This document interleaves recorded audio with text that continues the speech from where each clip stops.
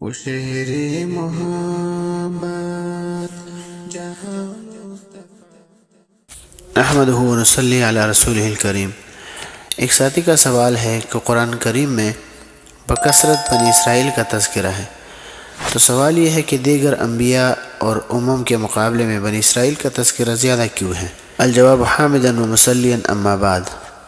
مسئلہ یہ ہے کہ قرآن کریم میں بنی اسرائیل کے بکثرت ذکر کی بظاہر دو وجوہات ہیں۔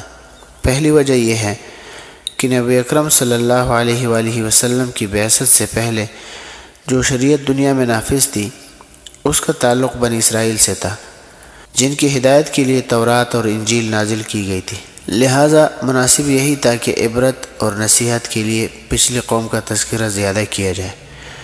دوسری وجہ یہ ہے کہ امت محمدیہ بنی اسرائیل کے نقش قدم پر چلنے والی ہے، جیسے کہ خود نبی اکرم صلی اللہ علیہ وسلم نے اس کی ایک حدیث میں وضاحت فرمائی ہے۔ تو چونکہ بنی اسرائیل کے حالات سے امت محمدیہ سے بہت زیادہ مناسبت ہے، اس لیے بطور تذکیر اور تنبیہ قرآن پاک میں بکثرت بنی اسرائیل کا ذکر کیا گیا ہے۔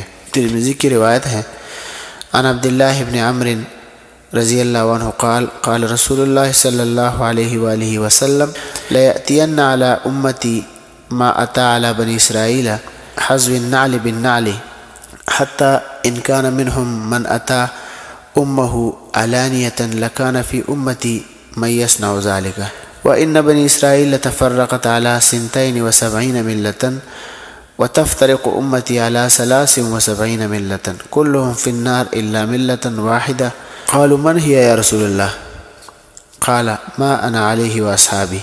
تو اس حدیث کا مفہوم یہ ہے کہ میری امت بنی اسرائیل کے نقش قدم پر چلے گی، جس طرح ایک جوتا دوسرے جوتے کے برابر ہوتا ہے، حتیٰ کہ اگر کوئی ان میں اپنی ماں کے ساتھ اعلانیہ طور پر بھی زنا کرتا ہے تو میری امت میں بھی اسی طرح کریں گے۔ اور یہ فرمایا کہ وہ 72 فرقے تھے اور میری امت 73 فرقے بنیں گے، ان میں سے تمام جو ہے وہ جہنمی ہوں گے، صرف ان میں سے ایک ہے جو کامیاب ہوگا۔ تو صحابہ نے عرض کیا کہ وہ کون سا ہے؟